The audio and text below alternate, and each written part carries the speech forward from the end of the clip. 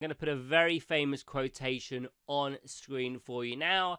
By failing to prepare, you are preparing to fail. And I want you to imagine this scenario. You've been approached by the senior management in your organization to plan a coaching program for your colleagues or perhaps your subordinates. Now, this plan is going to make sure that everyone that's involved in the process knows what's happening, is on the same page, isn't confused, and the process is going to run smoothly. But how on earth do you actually go about planning a coaching program? Where would you start? What factors would you have to consider?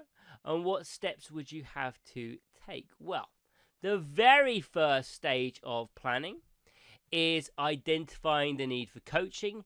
Then we move on to choosing the coach, and then, and only then, do you set up the process. So let's take each one of those in turn with identifying the need for coaching. Now, why does an organization implement a coaching program? Well, it's probably because one, or maybe a number of employees have a problem that the organization wants fixing. Perhaps they are failing to meet expectations, or perhaps a specific skill needs working on. Whatever the problem, the coaching plan is built with the goal of solving this issue. That's the aim of the whole program. So let's take an example. Let's imagine we've got an employee and they're really struggling to communicate their ideas in a way that their colleagues clearly understand. So the need here would be to improve the employee's communication skills, and the coaching, therefore, would be implemented with this goal in mind, to improve the employee's communication skills. But it might not be just one individual.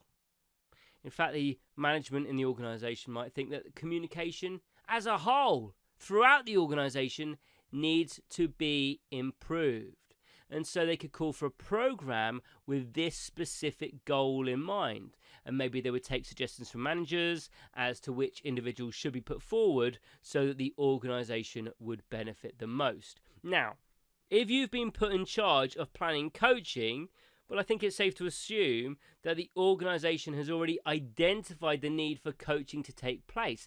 As a starting point, you have to make sure that you understand the issues that have been identified, because, of course, this is going to help inform many of the decisions that you're going to have to make in planning. If you don't know the nature or the issues that you want solving, how are you going to set up a program to solve them?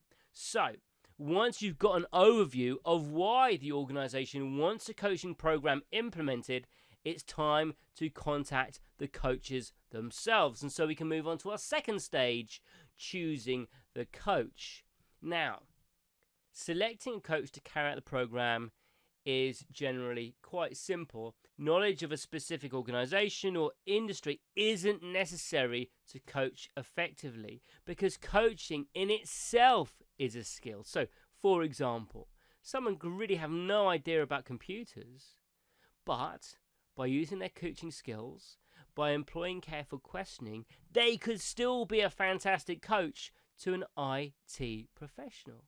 And so in almost all cases, all that needs to be done is to hire a skilled coach. Although I should highlight there are rare circumstances in which a coach may not be suitable. So let's have a look at what they are before we move on. The first is a severe personality clash. Now, I'm not suggesting that coach and coachee have to be BFFs, but it is really important that they do not have an especially hostile relationship, because, of course, hostile relationship could really limit the engagement that both parties have in the process. And so you've got to think about how you can avoid this problem. And one way would be to set up a meet and greet or perhaps introductory session before the process actually begins. You can see whether the coach and coachee actually have a good enough rapport, good enough relationship to kick off the coaching process. And the second reason why a coach may be unsuitable is if there is a conflict of interest. So in an ideal world, the coachee should not have any pre-existing relationship to the coach. So what I'm talking about here is you wouldn't have a manager as the coach, or a friend as the coach, or as a relative as a coach. Now, this is because it could be really difficult for the coach to remain impartial if they've got this previous relationship and this personal investment in the coachee's development. Okay? Now, that being said, we know when not to select a certain coach, but how do you actually go about finding a coach? Well, coaches can be assigned from either internally, from within the organization, or externally. And as long as there aren't any conflicts of interest, it's not going to matter to the coachee either way, because of course they shouldn't have any pre-existing relationship with the coach anyway. So from within the organization or from without, it doesn't matter.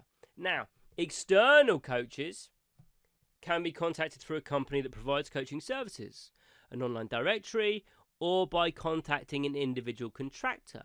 But internal coaches can be identified through asking colleagues for recommendations, perhaps reviewing employees' qualifications to see who would be capable of filling such a role. Perhaps the organisation could conduct an interview process internally, or they could run a course to train any volunteers to be coaches. So, that's how you find a coach, be it internally or externally. And once they've been selected, the final step in the coaching planning process can begin, and that is setting up the process. And in this final stage of planning, you're going to be setting up the practicalities of the coaching process. So, what does that mean? Well, both coach and coachee are going to have to be informed of how often they're going to be meeting, where they're going to be meeting, how long the process of coaching as a whole is going to take, and who the outcomes of the process are going to be reported to. So what exactly might that look like? Well, it could be something along the lines of the coach and coachee are going to meet once a week for 1 hour in the coach's office for 6 weeks. The coach will give feedback after each session to a named member of senior management with regards to how well the coachee is progressing towards their goals. So you can see there in a very short kind of paragraph, we've answered all the questions that we've got on screen. And so once you set up all the formalities of the process, actually, that's it. You can just sit back and relax, because of course now the emphasis switches over to the coach, because it's going to be up to the coach to fix all the problems that have already been identified at the beginning of the planning process.